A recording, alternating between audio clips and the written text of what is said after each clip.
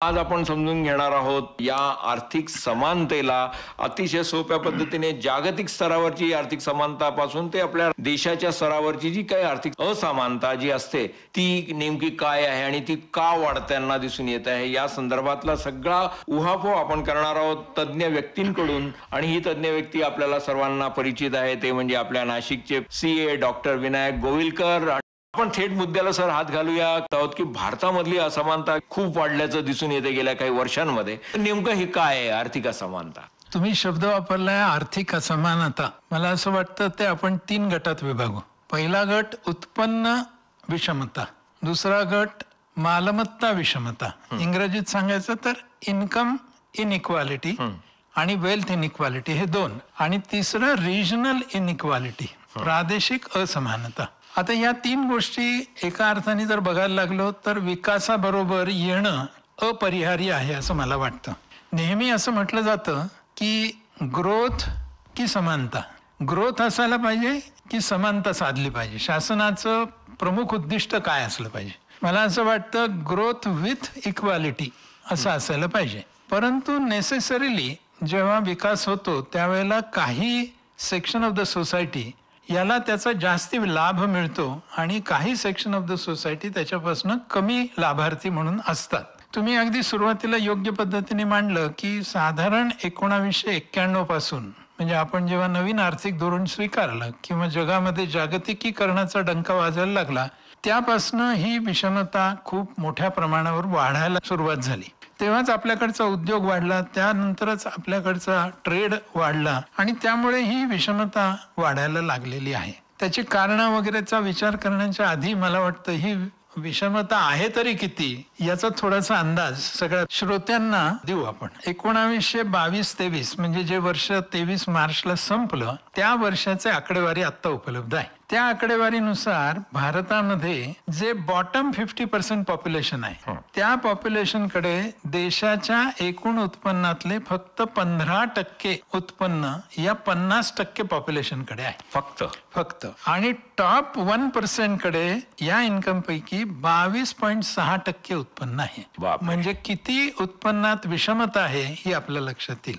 तसंच आपण जर मालमत्तेच्या बाबतीत बघितलं, वेल्थच्या बाबतीत बघितलं तर बॉटम 50%कडे फक्त 6.5% इतकीच मालमत्ता आहे जी नवीन मालमत्ता निर्माण होते आणि टॉप 1% कडे ही 40% मालमत्ता आहे. म्हणजे मला वाटतं ही किती प्रचंड विषमता मालमत्तेच्या बाबतीत आहे तीही आपल्या लक्षात येईल. मालमत्तेतला हा फरक दिवसेंदिवस वाढत चाललेला आहे. म्हणजे मी जर असं सांगितलं की 1991ला हाय नेटवर्थ इंडिव्हिज्युअल्स यांची संख्या म्हणजे ज्यांची वेल्थ $1 बिलियन पेक्षा जास्ती आहे त्यांना हाय नेटवर्थ असं म्हटलं जातं.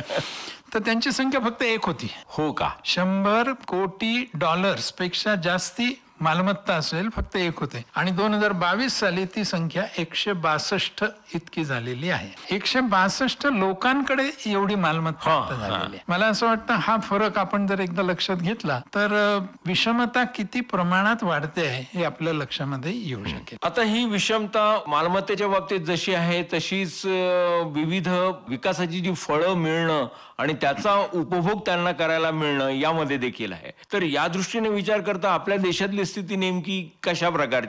एक लक्षात घेतलं पाहिजे की मालमत्ता केव्हा होते, उत्पन्न असेल तर मालमत्ता होणार. त्यामुळे कर्ज उपलब्ध आहेत. आता कर्ज उपलब्ध असलं तरी त्याचं रिपेमेंट व्हायला पाहिजे ना, त्याच्यावरचं व्याज देता यायला पाहिजे ना.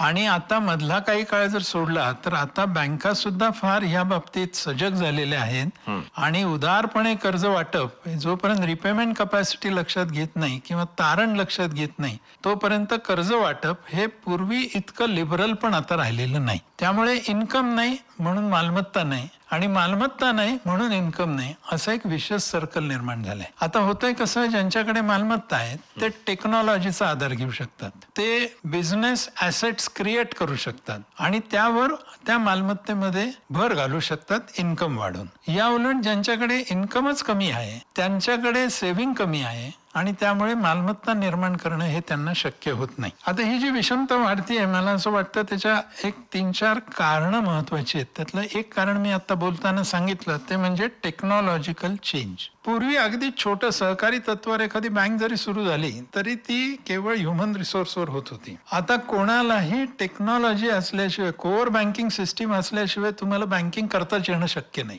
आणि त्याच्यासाठी लागणारी इतकी प्रचंड मोठी कॉस्ट आहे. एखादा किराणा मालाचं दुकानदार आपलं दुकान चालू शकत होता, आता तुम्हाला प्रत्येक ठिकाणी टेक्नॉलॉजी ही घ्यावी लागते आणि त्याची कॉस्ट ही प्रचंड मोठी आहे. दुसरी गोष्ट, मोठ्या प्रमाणावर गुंतवणूक हा धंद्याचा एक भाग झालेला आहे. त्यामुळे धंद्याचा विचार करायला लागलो तर हे 2 घटक, धंद्यामध्ये टेक्नॉलॉजी आली ती कॉस्टली आहे. दुसरी गोष्ट, धंद्यामध्ये स्केल वाढलेला आहे त्यामुळे गुंतवणूक वाढली आहे. तिसरी गोष्ट, धंद्यामध्ये जागतिक कॉम्पिटिशन आलेली आहे. त्या कॉम्पिटिशनला राहायचं तर तुम्हाला तुमच्या धंद्याचे स्टँडर्ड्स पण वाढवावे लागतात. नुसताच व्हॉल्यूम वाढून भागवत नाही, स्टँडर्ड्स पण वाढवावे लागतात. हे धंद्याचं झालं. आणि याच्या उलट इंडिव्हिज्युअल्स जे पगारदार आहेत त्यांचं काय झालंय, तर एकीकडे कामगार चळवळीचा अंत झालाय. खरंय.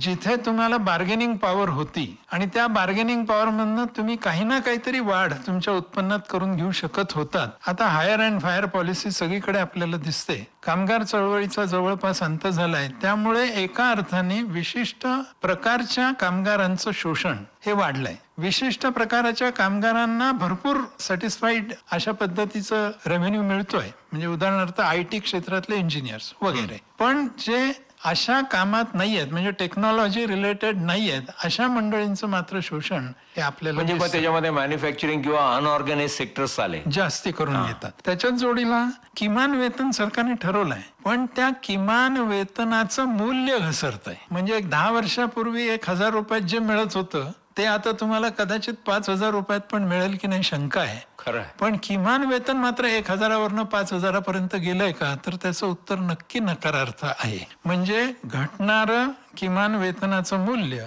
आणि कामगार चळवळीचा अंत हे साधारण पगारदार मंडळींची एक रडकथा आहे, ज्यामुळे इन्कम डिस्पॅरिटी ही आपल्याला वाढलेली दिसते. असे 2 घटक आपण करू शकतो. उद्योगधंदे व्यापारात काय झालंय आणि सामान्यपणे रोजगार ज्यांना आहे त्यांचं काय झालंय. भारताचा जर विचार केला तर मला असं वाटतं गेल्या सुमारे 1 दशकामध्ये याकडे बघण्याचा दृष्टिकोनच बदललेला दिसतोय. उत्पन्न विषमता आहे, मालमत्ता विषमता आहे, ती काही प्रमाणात वाढलेली आहे, हे नाकारण्यात काही अर्थ नाहीये. आहेच. आता हे कमी कसं करता येईल? अनेक मार्ग आहेत. एक सोपा मार्ग असतो तो म्हणजे टॅक्स लावा आणि त्या टॅक्समधनं जो रेव्हेन्यू येईल तो कमी उत्पन्न असणाऱ्यांसाठी खर्च करा. पण हा जो खर्च करायचा आहे, एकीकडे टॅक्स वाढवा ह्याला काही मर्यादा आहेत, otherwise it will lead to resistance. बरोबर आहे. मग दुसरीकडे काय आहे, तर हा जो रेव्हेन्यू टॅक्सचा येतोय तो GST सारख्या ठिकाणून आता आपण बघतो तो इतक्या मोठ्या प्रमाणावर वाढवला आहे की तो आता साधारणपणे 2.25 लाख कोटी दर महिन्याला इतक्या प्रमाणात तो रेव्हेन्यू यायला लागला. दुसरं केलं म्हणजे आयकर कराच्या जाळ्यामध्ये अनेक मंडळींना आणलं. पूर्वी 1 कोटी सुद्धा लोक टॅक्स भरत नव्हते, आता साधारण 9 कोटीपर्यंत ती संख्या गेलेली. म्हणजे कमीत कमी रेझिस्टन्स येऊन अधिकाधिक रेव्हेन्यू सरकारकडे येऊ लागला, अशी सिस्टीम निर्माण झाली. कारण त्याला डिजिटल सगळे जे व्यवहार सुरू झाले ते एक कारणीभूत आहे. शासनाने 10 वर्षात जे हा एक मोठा निर्णय घेतला त्याचा फायदा झाला. दुसरा एक मोठा निर्णय म्हणजे काय, तर पूर्वी आम्ही गरिबांसाठी किंवा विकासासाठी खर्च करू म्हणजे काय, तर अधिकाधिक वीज उत्पादन करू, अधिकाधिक रस्ते बांधू, म्हणजे आम्ही विकास केला आणि विकासावर खर्च केला आणि त्यातनं फायदा होईल आणि लोकांची विषमता कमी होईल. याच्या बरोबर उलटा विचार आत्ताचं सरकार गेली 10 वर्ष करतंय का असं माझ्यासारख्याला वाटतं. उदाहरणार्थ, आम्ही काय करू तर गॅस तुम्हाला देऊ, आम्ही काय करू तर तुम्हाला घरं बांधून देऊ, आम्ही काय करू तर तुम्हाला शौचालय बांधून देऊ, आम्ही काय करू तुम्हाला फार किमान रकमेमध्ये विम्याची व्यवस्था उपलब्ध करून देऊ, तुम्हाला आम्ही पेन्शनची व्यवस्था उत्पन्न करून देऊ की ज्याच्यात तुम्ही फार मिनिमम कॉन्ट्रीब्यूट करा. याचा परिणाम काय झाला, सरकारी तिजोरीवर भार कमी पडला, पण लोकांच्यासाठी मात्र विषमता कमी करणारे हे घटक आहेत सगळे. बघा तुम्ही, घर माझ्याकडे झालं तर मला किती प्रकारे फायदा होऊ शकतो. एक तर माझं रिकरिंग एक्सपेंडिचर कमी झालं, दुसरं म्हणजे माझ्याकडे एक मालमत्ता आली जिच्या तारणावर मी काही कर्ज घेऊ शकतो आणि व्यवसाय उद्योग करू शकतो. म्हणजे आता सोलरची एक स्कीम आणली बघा. पूर्वी काय नुसती सबसिडी देऊन टाकली की काम होत होतं किंवा तात्पुरती मदत केली की काम होतं. आता त्यांनी काय केलंय, तुम्ही सोलर बसवा, त्याला आम्ही एक उदाहरणार्थ 78,000 रुपये देतो. म्हणजे सरकार 78,000 देणार आहे, पण ते देऊन ॲसेट क्रिएट करत आहे आणि ते ॲसेट सरकारचं नाही आहे, ते त्या इंडिव्हिज्युअलचं ॲसेट आहे. त्याचा देशाच्या दृष्टीने जर विचार करायला लागला तर मोठा फायदा असा आहे की विजेवरचं लोड कमी होणार आहे. म्हणजे आम्ही विजेचं उत्पादन वाढवण्यासाठी जो खर्च करत होतो आणि जे सरकारी माध्यमातून होत होतं त्याच्याऐवजी आता जो तो माणूस वीज निर्माण करणार आहे, त्यामुळे त्याचं मेंटेनन्स ही त्याची जबाबदारी आहे, त्याचा फायदा आहे आणि सरकारकडच्या विजेची मागणी कमी होणार आहे. स्लम्स वाढत होते, त्यामुळे आरोग्यावर परिणाम होत होता, त्यामुळे वाहतुकीवर परिणाम होत होता, त्यामुळे पाण्यावर उपलब्धतेचा परिणाम होत होता.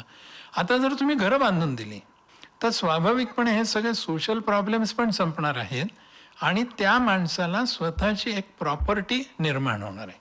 काही यातल्या स्कीम्स महिलांसाठी आहेत. आता महिलांच्याकडे दिल्यामुळे काय झालं, महिला सशक्तीकरण झालं, महिला सबलीकरण झालं आणि त्यांचा पण अर्थव्यवस्थेतला सहभाग वाढला, कुटुंबातला वाढला, पण अर्थव्यवस्थेतलाही सहभाग वाढला. हा जो बदल मोठा आपल्याला गेल्या 10 वर्षात दिसतोय. नाहीतर आम्ही वीज उत्पादन करण्यासाठी आणखीन 2 जनरेशन प्लांट टाकले, पण त्याचा उपयोग खाली होतोच असं नाही. इथे आता उलट सुरू झालंय, खालून वर जायचं. आता लोक वीज करणार आणि सरकारला वीज विकत देणार. मला वाटतं हा मोठा बदल इन्कम आणि वेल्थ इनइक्वॅलिटी कमी करण्यासाठी निश्चितपणे होऊ शकतो. खरं तर हा विषय अवघ्या 15 मिनिटांमध्ये संपणारा नाही. या अनुषंगाने पुढे आपण नक्कीच एक दीर्घ स्वरूपाचा कार्यक्रम करण्याचा विचार करत आहोत.